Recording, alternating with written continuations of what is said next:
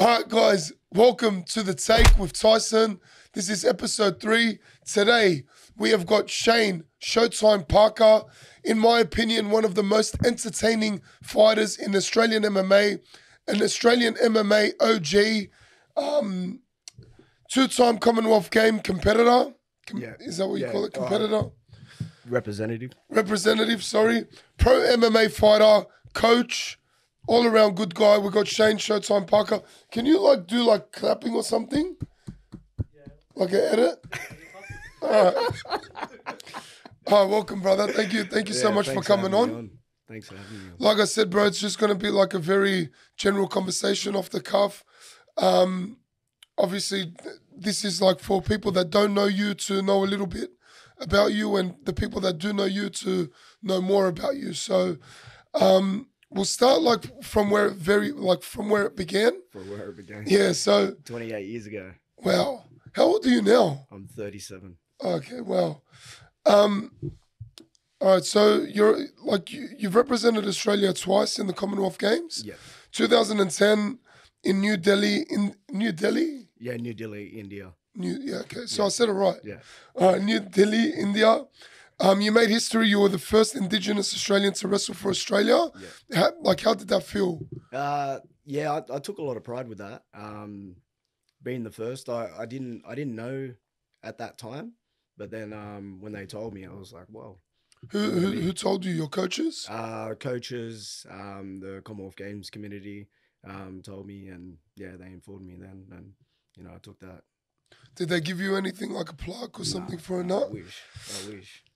So, how was that experience? Yeah, it was a good experience.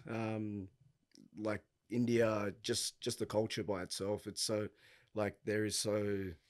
there's a big difference of being like rich and then poor, but everyone in that country is very rich in their culture, and that's what I took out of that experience.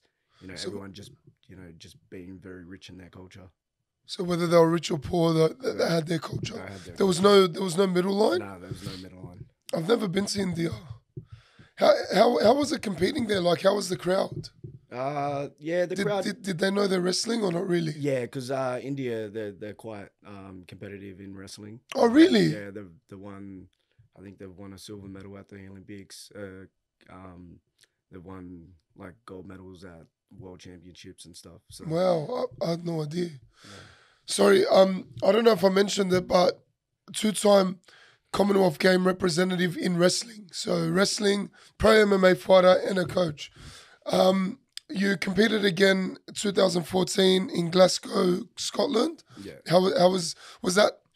How was that experience? Like going from representing 4 years ago, were you a bit more comfortable? How was that experience competing again? It was a lot different because the 2010 they had a lot of terrorist threats in India. So a few people pulled out. Like on the Australian team, they pulled out. They didn't want to compete at the Commonwealth Games. When we were traveling from venue to like the village and that, it was like very high security. Had like a couple of cop cars in front of us, a couple of cop cars behind us. Had a armored guard on our bus and stuff. Was it just for the Australian team? Or like everyone? I think it was for everyone, but yeah. Where were the threats coming from? Like, were they threatening the actual games or were they threatening a team? I think they were threatening the actual games. Wow. Yeah, they didn't. I can't even remember that. Do you remember that? It was like full extremeness. Wow. Yeah. Fuck. How was that competing then? Oh, it was all right. I didn't care. Fuck, I grew up in Mount Druitt. Yeah. Yeah, but that's different to bombs. Yeah. Fuck, yeah. So we'll go back. So being the first Indigenous Australian, that's like in 2010 as well, being the first one to wrestle for Australia. So like, what actually got you into wrestling then? It started off when I was 9. I was just a troubled youth. I was just living in like Mount Druitt, Lethbridge Park to be more, and I was very lucky that there was only like 50 registered clubs in New South Wales at the time, and I had one coach that was just around the corner from me, and we ended up coming across him and ended up starting wrestling.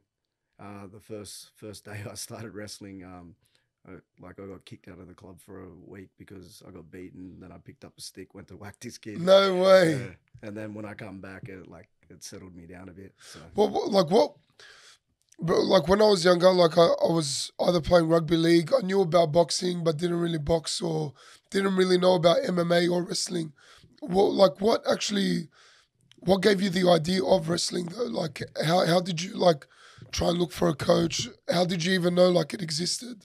Well, yeah, there was this youth center, so it was Emerton Youth Center, and like we would always go down there and play pool, basketball, table tennis, and stuff like that. And then this wrestling coach come in, and we ended up just getting into wrestling. But it wasn't just like that style of wrestling. We got into all different styles. So judo. He was big on all different nationality, like nationals, like wrestling. Yeah. So we would do like Turkish oil wrestling. We do Korean wrestling, Mongolian wrestling. Yeah. Wow. I was very fortunate. And what background was he? He was a judo background, and he also did sumo too. Oh wow. Yeah. Bro, that's crazy, eh? Like back then it wasn't as popular, but like having these, like it's probably like a rare gem, like in different areas where they come and they just wrestle or they coach, and probably back then he wouldn't really. Was it a big class or was it like? We would have at least about 20 to 30 kids. Oh wow. Wrestling just in this little hall. Yeah. It wasn't very big. Far out. Well, that's pretty big for back then, but yeah, it was big back then. Wow. That's crazy, but man, like congratulations being the first Indigenous to wrestle for Australia. Obviously having I'm pretty sure I don't really know too much about the Commonwealth Games or the Olympics, but I'm pretty sure Australia is competitive. There's different like cultures or people that compete for it. So being the first is a massive honor. I would assume so, right? Yeah. So how was it? How was it in 2014? Like with in Glasgow? That was a much more enjoyable experience because we could. In 2010, we couldn't travel outside the village, but in 2014, we could just jump on a train, go into Glasgow, the city, go walk around. And then if we walk around in our like uniform, people were coming off the street asking for photos and all that stuff. Yeah, that's hectic. That's actually so cool, right? Like you probably like you were a troubled youth going into wrestling, but then it took you around the world. Yeah. Like that's so mad, eh? Yeah, I was very, very fortunate with where it's taken me. So yeah. Well, what about the after parties? I heard that someone told me to ask you how were the after parties in the Commonwealth Games? The after parties in Delhi was good because it was like the nightclub was inside the... Yeah, because you couldn't leave. Yeah, because you couldn't leave. But Glasgow was a bit rough. It was a bit rough, yeah. And I ended up, I went out one night and I was just drinking. I ended up getting kicked out of a club. I can't remember. This guy keeps getting kicked out of everywhere. Wrestling clubs, drinking clubs, everywhere. So I ended up getting kicked out of this club and like this was on the last night. This was pretty much the last night, just before closing ceremony. And then I ended up waking up in like a Scotland prison cell. No way. Blood all over me, tooth missing. Thought I killed someone. No way. What happened? They're like, oh, you got into a fight. And I was like, obviously I got fucked up. I'm missing a tooth. And what happened? Oh, we ended up going to court the next day, but it all got thrown out sort of thing. No way. Drunk and yeah. Wow. Oh, bro, fuck. I was going to ask you. Oh, okay, so like obviously that's after you've competed and stuff like that, right? Yeah. But like what's stopping an athlete from drinking before? Like, is your coach on you? Like, is he watching you 24/7? Like, what's stopping you from going out the night before you compete and like having a drink? Yeah, no, there wasn't really anything that like stopped us. It was just our own like little will. Yeah, Because yeah, discipline and yeah, stuff. yeah, because we had like training schedules booked in every day leading up to our events and stuff. And Ha- then obviously we had to do our weight cut. So that's all. if we went out drinking, there was no way we are gonna Yeah, make weight. So 100%. I was gonna ask you with wrestling, like especially in the Commonwealth Games, it's tournament, right? yeah, it's a Do you need to make weight before each roll, like each wrestle? So it's a little bit different now. It used to be like a 16-hour like weigh-in. Now that's like weigh-in on a day. So like Each time you compete. each time you Wow. compete, it's like similar to boxing now. So you'll weigh in the day of your competition and then compete. Wow. Yeah. So if you're like that would probably make people want to wrestle more closer to the weight class then, right? Yeah. There's Yeah. there's no massive big jumps down anymore. Yeah, no, you wouldn't be able to do it. Everyone used to cut like 10 to 12 kilos. Now you Wow. can't. What did you used to wrestle at? I used to wrestle at 57.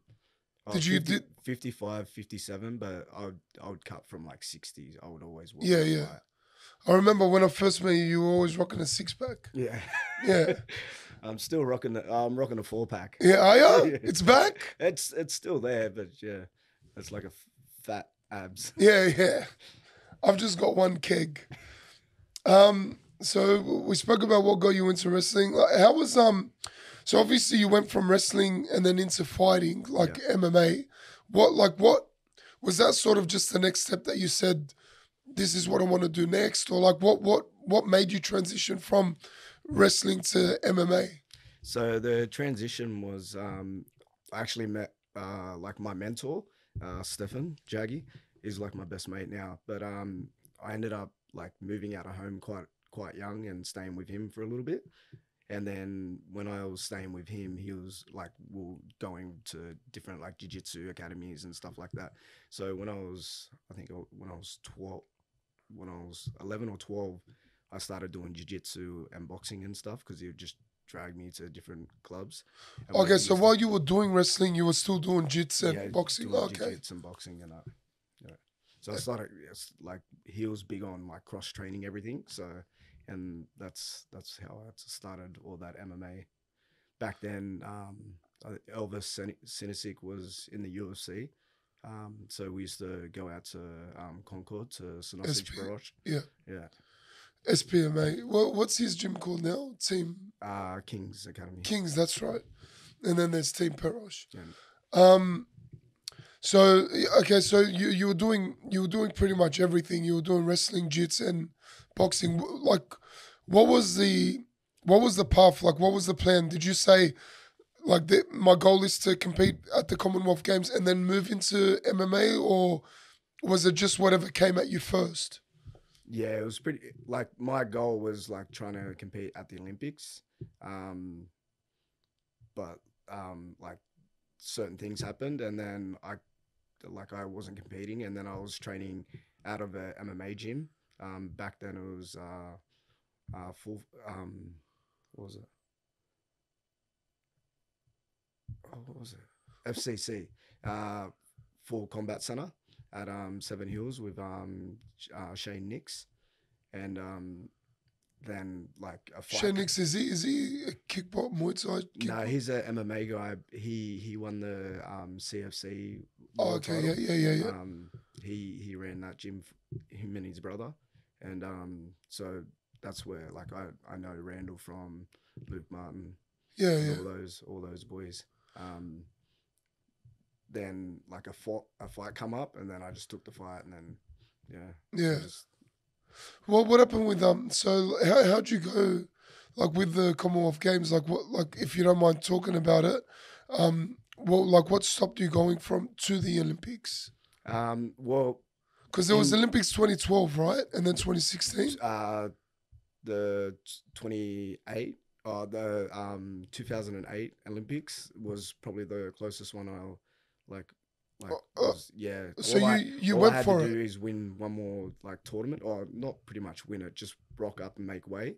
But I found out my partner at the time was having a baby, so I ended up like just calling it quits. Oh, okay. Yeah. Wow. So then you got back into it 2010. Yeah. Yeah. Yeah. So you competed 2010, 2014. When was your first MMA fight? It was 2012 Oh, so pretty you sure. were doing MMA at the same time? At the same time, yeah. No way. Yeah. Yeah.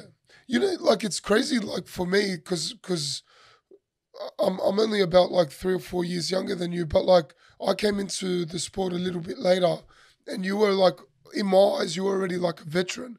But like to think about like, bro, 2012, that was only 13 years ago, and people that know you would look at you like the way I look at you, like you're one of the originators of Australian MMA. Obviously, there's Sanosi and Perosh and that, but I feel like you were all around the same time, and then like I don't know, like like when you first started competing to now, like it just blew up and it evolved, Yeah. like into what it is now.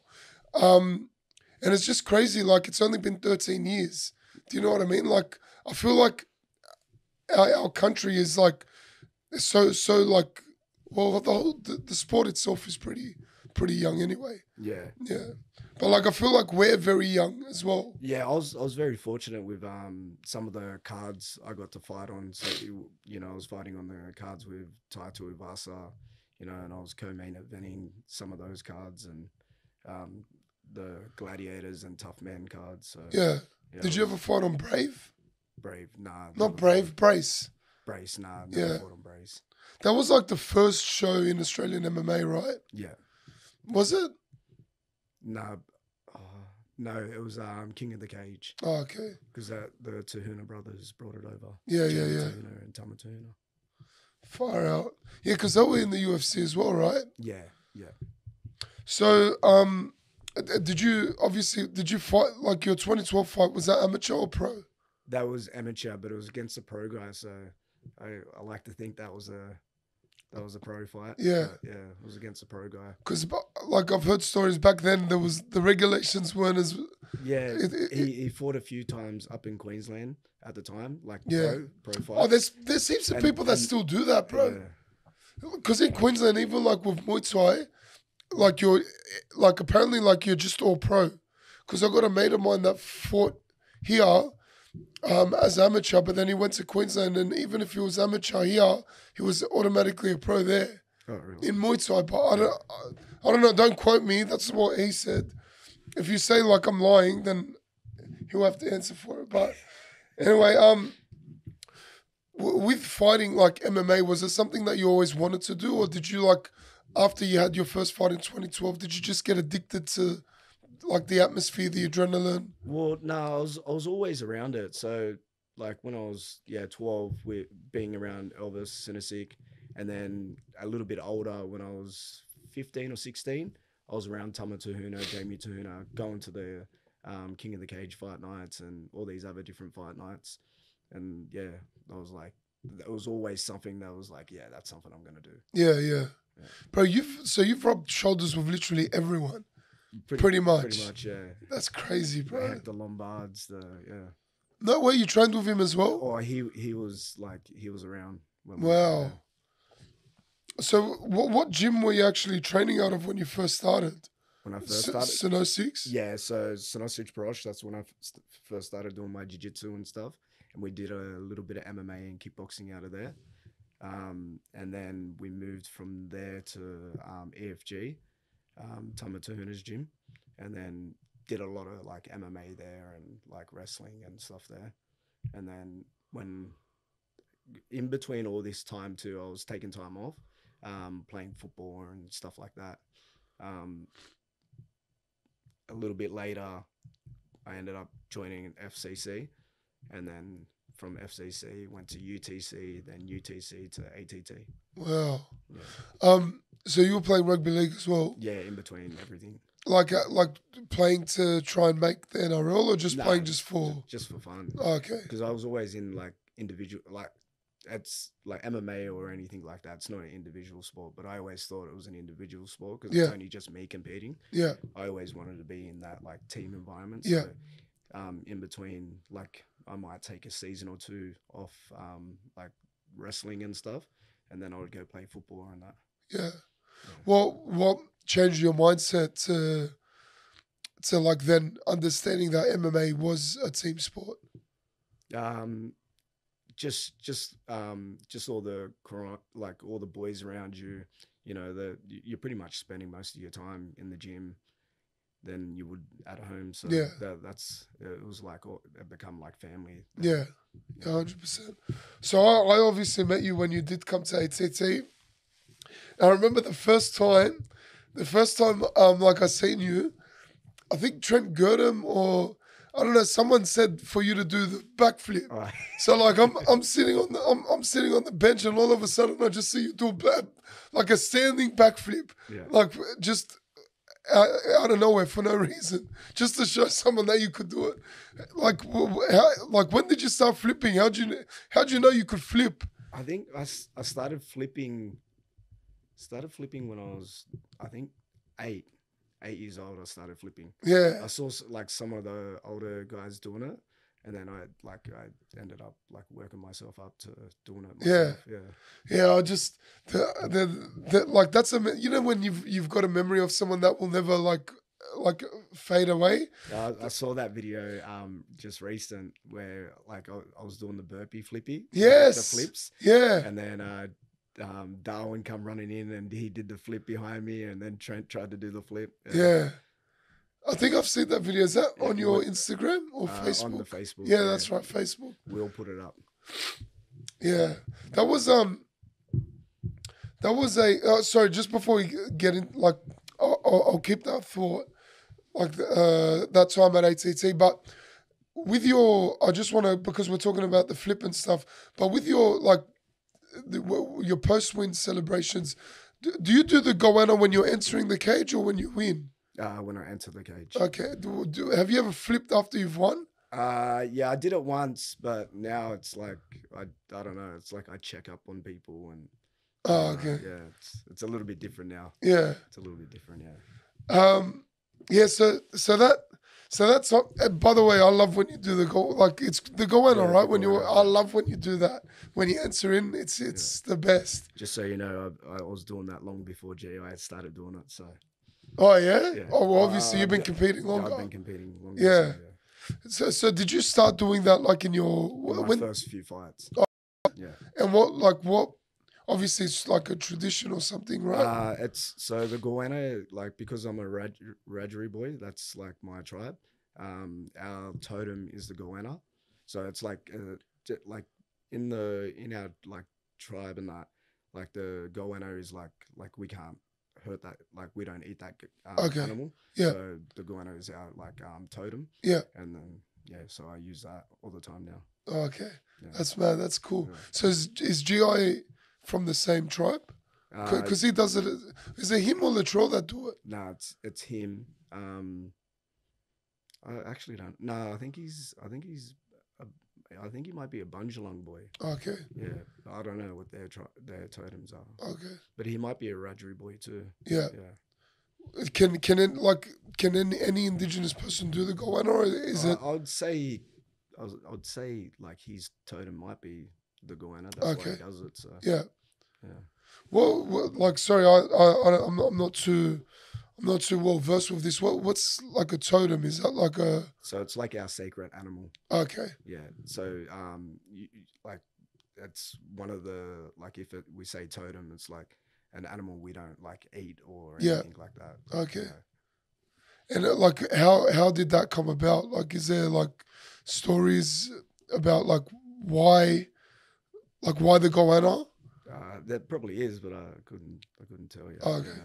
That would be interesting to find out. I might Google that myself later on.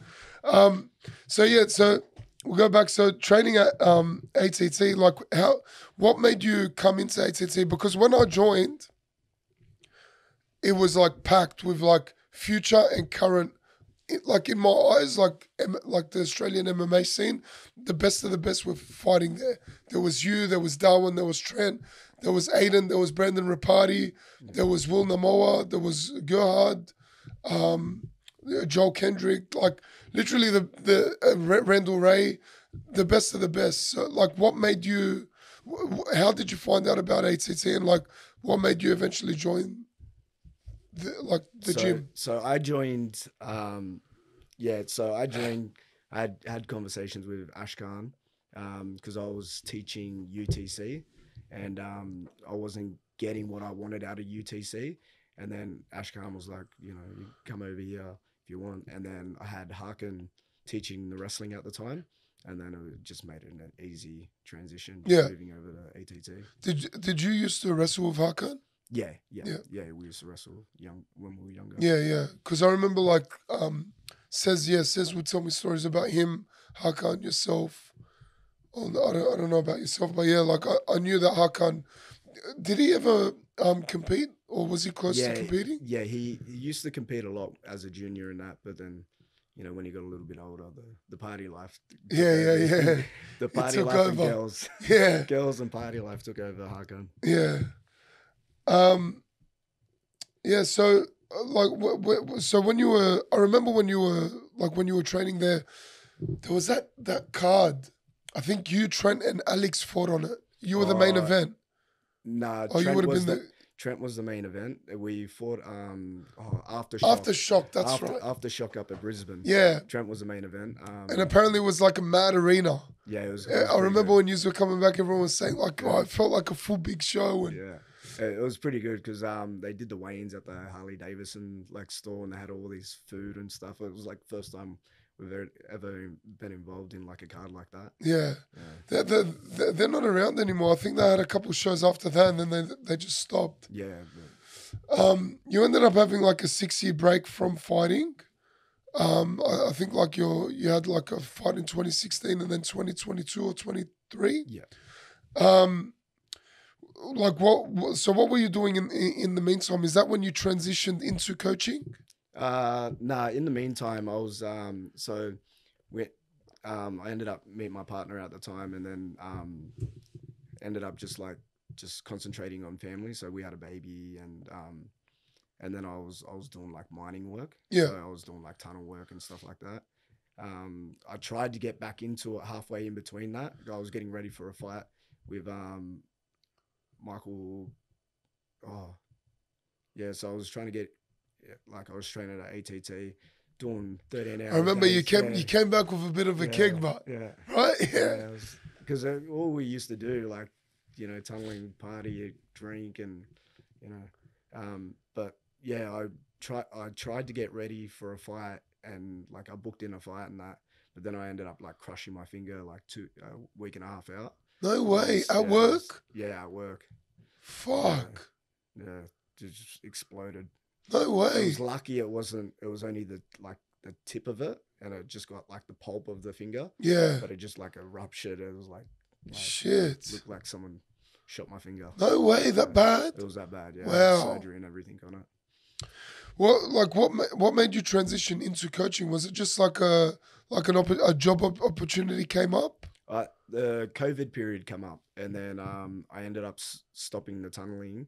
And then I was back training at ATT, and then I got offered to coach somewhere else, but I had a word with Suman at the time. I was like, "Oh, do you want me to coach here? What do you want me to do?" And he goes, "Oh, we need to build the MMA, Australian MMA community. So if you start another club, that it just makes everything perfect." And I was like, "Sweet, okay, I'll do that." And that's where it led to. So you went to UFC gym, right? Yeah, UFC gym. So you were, I believe. So Renato coaches out of UFC gym Rockdale, but he's not UFC gym. He's like MMA FFT. Yeah. You're obviously rival gym now, but at the time you were UFC gym. And I think you were the only UFC gym that actually had fighters competing out of it for MMA. For the first lot, yeah. Yeah, so how did that come about? Because I'm pretty sure that would be you were pretty much building your own gym within a gym. Yeah. A gym full of fighters within a commercial gym.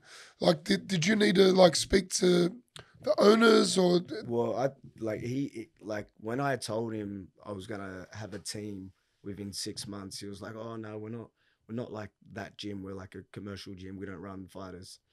6 months later, I had my first fighter, Bill. He ended up winning the fight, and then yeah, it just expanded from there. Once he fought, everyone else wanted to fight, and it expanded from there. But we at the start of it, we started off with Showtime Fight Club. Like I changed it, and then we ended up just using the gym name. Yeah. We had the full backing of the gym owner and that. So yeah, that's awesome.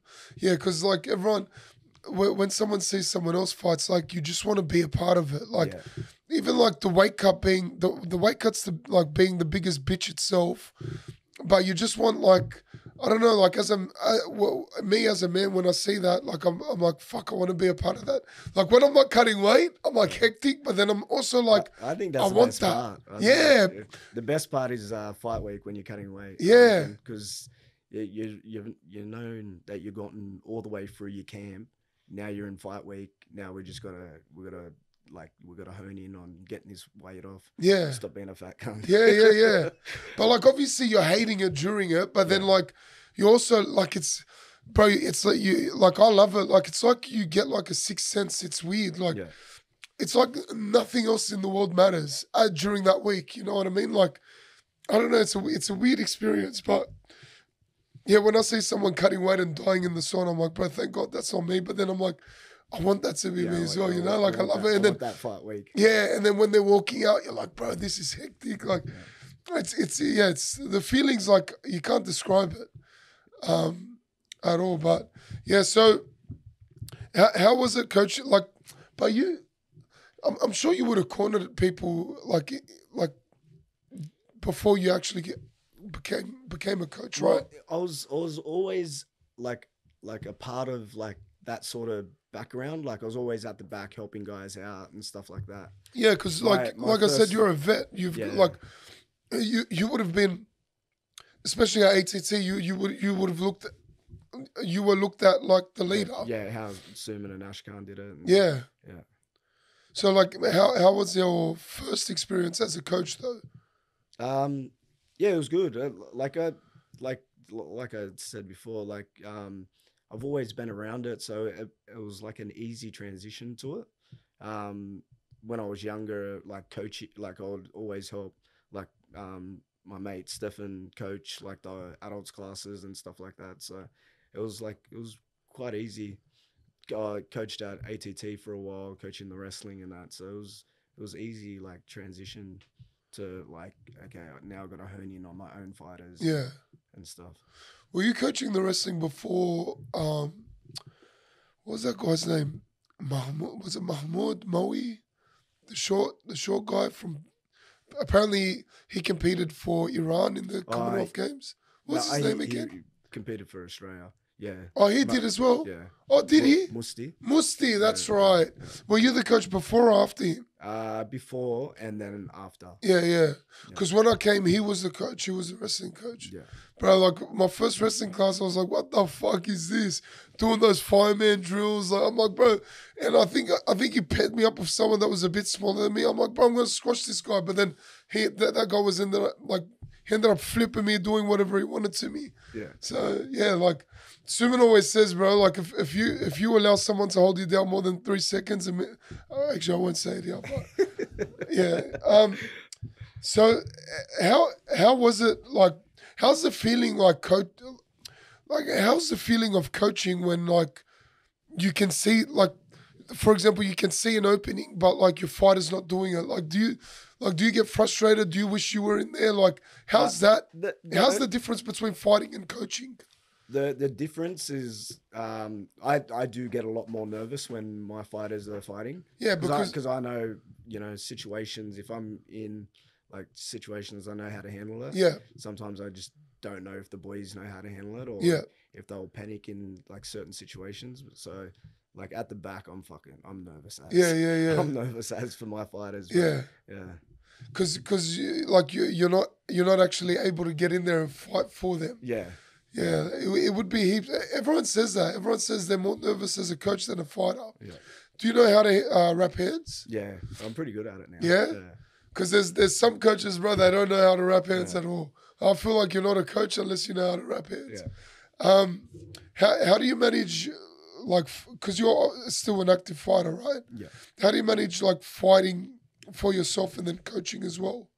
Um, that yeah. So because that's what I'm doing full time. Like I do a lot of my training during the day, and I do like my strength and conditioning. I have my like pad sessions and stuff, and then I'll only do like certain things at night, which won't clash Okay. with like the guys training. And then like it becomes easier. Like if I'm getting ready for a fight, and I know guys are getting ready for a fight, I'll jump in on Shark Tank rounds, and I'll make sure they're pushing hard and Yeah, stuff yeah. like that.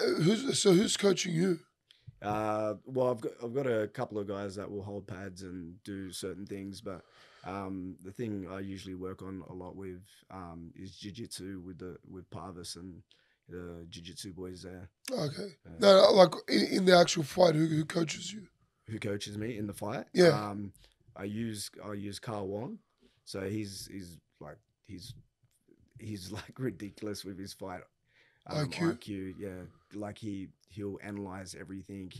He'll even give me like 2-3 page documents of what their weakness is, No way. how they step, how they do this, how they do that. Bro, you're kidding. He's a full freak. He's like He's an AI. Yeah, he's like an AI. And then I have this other.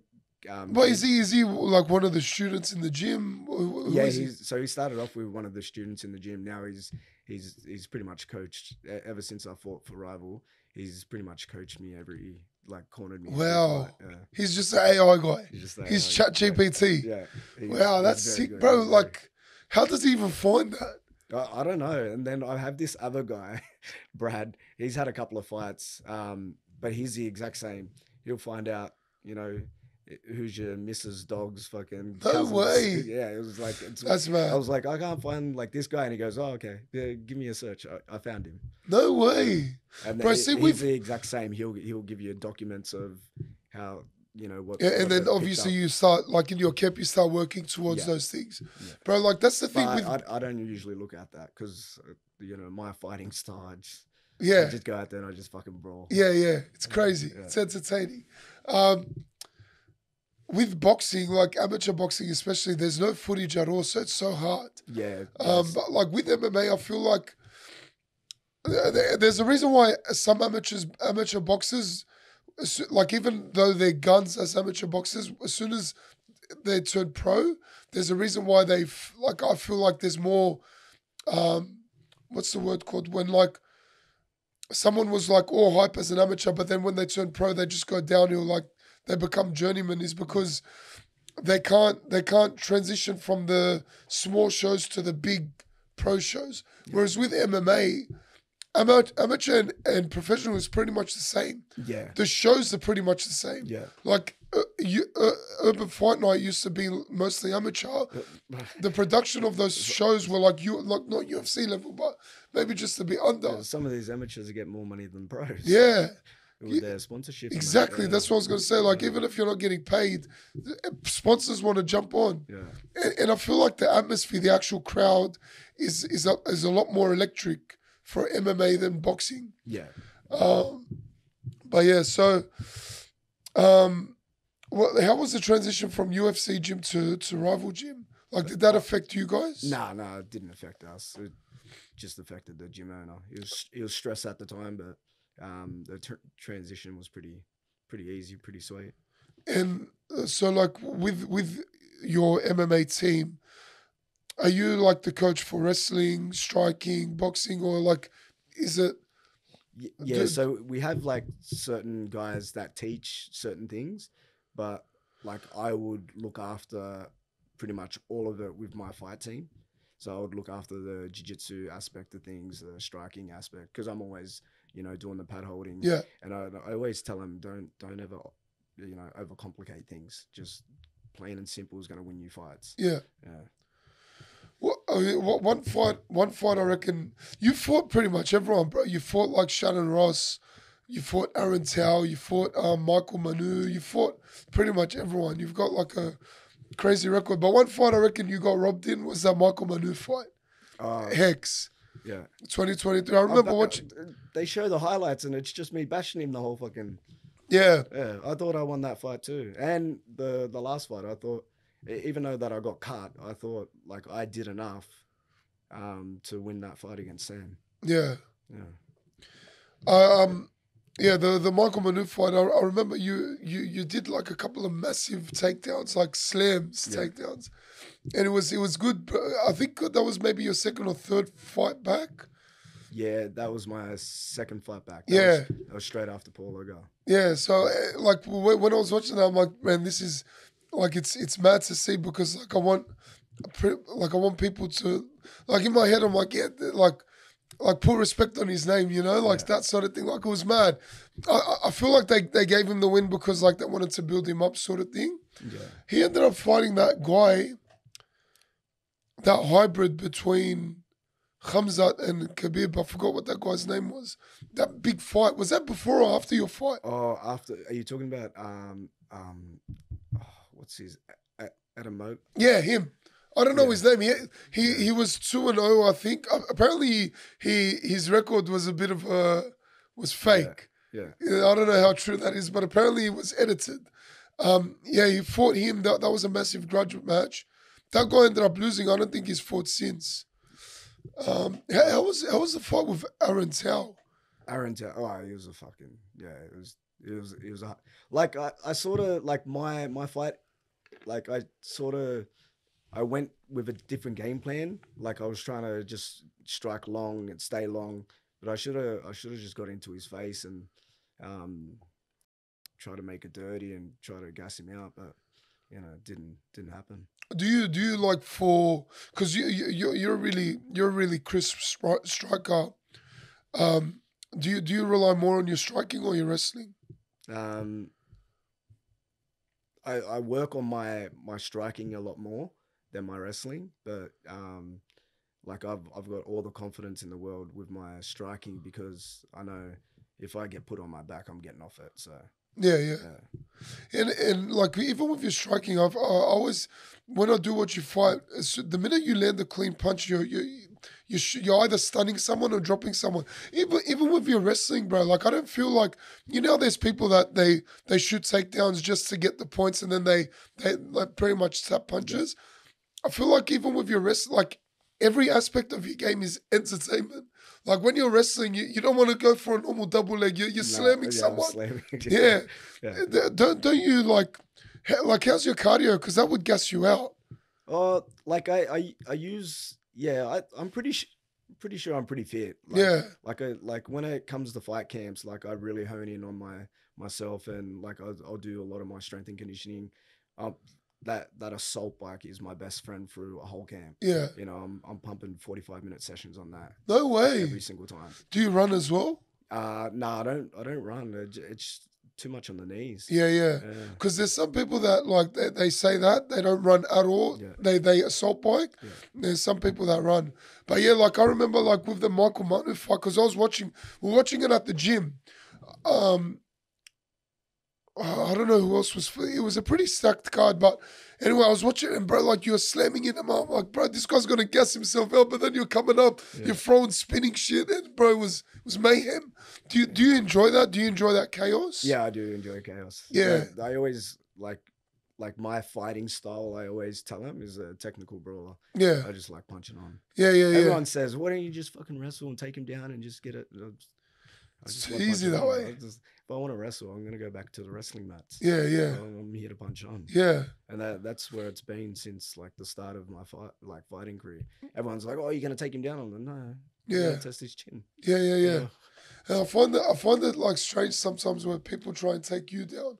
I think has there ever been someone that's But yeah, I get taken. I've pretty much been taken down every single fight. Yeah. But you can't hold me down. Yeah. I'll let you because it is a lot more. Like I use a lot more energy if I'm trying to just defend every single shot.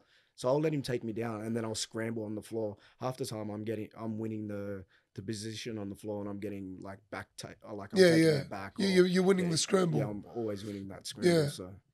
Well, so what's next for you? Like, have you got a fight lined up? Are you just focusing on coaching right now? So right now, coaching and like I'm getting married in like 6 weeks. So, oh, beautiful. So to the partner that you met the partner, from ATT? Yeah. Oh, beautiful. Yeah. Congratulations, bro. Thank you. I remember when you first met. I remember like back then. Yeah. So I'm very happy to see that. And then, so we're getting married in 6 weeks. Like I was offered like 2 internal shows, but I told him he was like, oh, September 13th, and I was like, no, I'm getting married September 25th. So he was like, oh, no, I'm not going to put you on that card. And he goes, oh, I've got Perth, but he really wants me on internal 100. So, 100, yeah. Apparently that's going to be a stacked card. yeah, so he's booking me against my very first loss. So Oh, no way. yeah, Tim Moore. So Wow.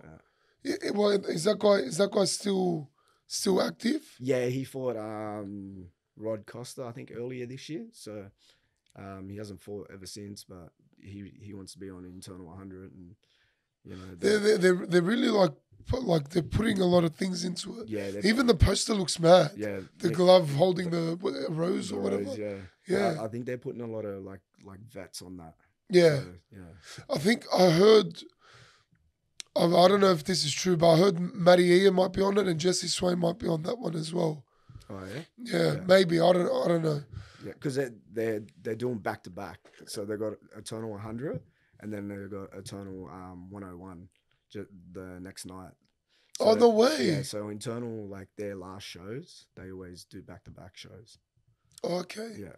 What do you reckon is the premier MMA show? Internal for sure. Yeah. Internal gets the biggest eyes, has the biggest roster. So You fought on pretty much. Yeah, you fought on Hex, XFC, Eternal. Yeah. Did you ever fight on Urban? Yeah. Oh, did you? Yeah, I've fought a few times on Urban. Yeah. Headlined a couple of their shows. Oh yeah. Yeah. Yeah, no, Eternal, but I feel like Eternal just blew up as the premiere. Yeah. Like it was Hex at one stage, and then like Eternal just took over. Yeah. And yeah, they're just getting better and better. Like I remember when you fought in Sydney, we all went to that show. Who fought? I don't think we had anyone fighting, but do you remember? Yeah. I think you won rear naked choke. Yeah, rear naked choke. And then you came and like you had the interview and you came and spoke to us. Yeah. There, And that like but the quality of the shows, like they're phenomenal. yeah. It's like world class. Yeah, that was a card with Taser Malone and Seb Saleh for David Martinez and the Scottish guy. Yeah. That's right. Yeah, and I think the Irish guy, the tall one. Yeah, he lost, right? That one is that the one where he got completely gassed? Yeah, he came out swinging at first, and Dave Martinez like handled that first round, and then just took over from there. Yeah, I remember that because I was like, bro, this guy's, and there was that other guy as well. Anyway, that like Alan Philpott. Yes, that's right. Knocked out the. Yeah, that's right. That's right. Yeah, he did win by knockout. Luke Stockman fought. He lost, but he got knocked out. Like I enjoy. Oh yeah, Luke fought. That guy, I think he's from Adelaide. Yeah. Or maybe Queensland. What's his name? Brett Tagg. Yes. Yeah. Brett something. Yeah. He's a middleweight. Yeah. Yeah. Yeah, he's good. Yeah. Apparently he's got heavy hands. Yeah. Yeah. So that's next. What about like coaching? Have you got any pro fighters yet? Yeah. So we got Lucas Kennan. Like he won a couple of months ago against Brendan Smith on Samurai. He's gonna go again showdown against Oscar Marlowe, and then we've got Josh making his pro debut at the end of the year. Oh, nice. Yeah. What show's that? Internal. Oh yeah. Yeah. That would be so good. Like for a fighter, knowing your coach is like in with Eternal, like they've sort of got that connection there as well. Yeah. How is it coaching against, like, obviously, like, I think Josh fought, who did he fight from ATT? Foz. Like, was that your first time you've coached against, like, Ashton Suman, or? Yeah, no. Was it? Yeah, that was the first time. How was that experience? Like, when Suman sends me these matchups, it's like, oh, I don't want to coach against him. Yeah. No, it's sweet. The boys are sweet with it. I'm like, fuck, okay. Like, if you want me to, I will. Yeah. And then, yeah. So, like, I've coached against them twice. Who was the second one? It was Pabs and Foz's partner at the time. What's her name? Oh, Saha? Saha. I think you won that one, right? No. Saha won that one. That was the same night. That was the same night. Okay. Did I fight that card? I think I fought that card. Yeah, you fought Rahira. No, I think. Oh. Yeah, I fought Rahira. I won by submission. Oh wait, did I fight Izzy that night? I think you fought Izzy that night. He didn't want to say it. He didn't want to remind me of the loss. Yeah. I think you fought Izzy that night. Yeah. Oh, okay. I think it was the same night you fought Izzy. No, because did you fight Izzy the same night? Firehood beat Lockie, I think. That was that. Yeah. Yeah, no, I think that was a different night then. Yeah. So I fought when Firehood fought Ben. Yeah.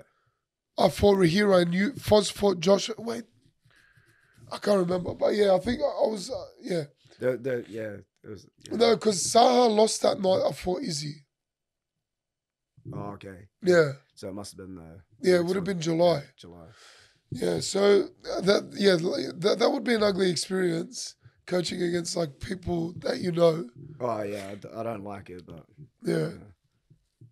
How's Josh is pretty like he's gone like crazy since that fight with Foz. He's been knocking out everyone. Yeah, so he's like 100% knockout rate, but he's also lost a few fights. Like, you know, when he's lost a couple of fights. So yeah. I had no idea he was what's his brother's name? Oh, Zach O'Brien. Zach, I had no idea they were brothers. And then they're like, oh, bro, they got the same surname. I'm like, bro, what the fuck? They look completely different. Yeah. Isn't that weird? Like they that's probably not for you to say, but I just always thought it was weird. They train at two different gyms. But now Zach's gone to Gold Coast, I think. Yeah, he's up at CMB team. Yeah. Yeah. They're a good gym. Yeah. I feel like Renato's lost a lot of fighters. Like a lot. Yeah. All he's got left is Cooper and Percy. And what's his other name? Baz. Yeah. I feel like everyone I think else he's is... still got the girls and a couple of the Italian boys, I think. Yeah. Or the Spanish boys. Yeah. But he's lost a lot of fighters. Like they've moved on. But yeah. He would be a good person to have on. It would be weird. Yeah. But it would be good. Anything you want to leave us on? Like, we'll put down where they can find you. Shane Showtime Parker. Boom, boom, boom, boom. We'll put it here, yeah? We'll put it all here. Boom, boom, boom, boom. Yeah. All right, so maybe you're fighting at the end of the year? Yeah, definitely fighting at the end of the year, so November. Anyone looking to fight around Castle Hill area, reach out to Shane. He's coaching our rival gym. Anyone you want to thank, any sponsors, anything like that? No. Just thank all the boys keeping with me and let me coach them. There you have it, guys. That's the take with Tyson, this time with Shane Showtime Parker. Make sure you follow him. Make sure you reach out if you're looking at watching entertaining fights or being coached by him. Reach out to him. Make sure you give us a follow, subscribe, share, like, all that other good shit. We'll see you next time.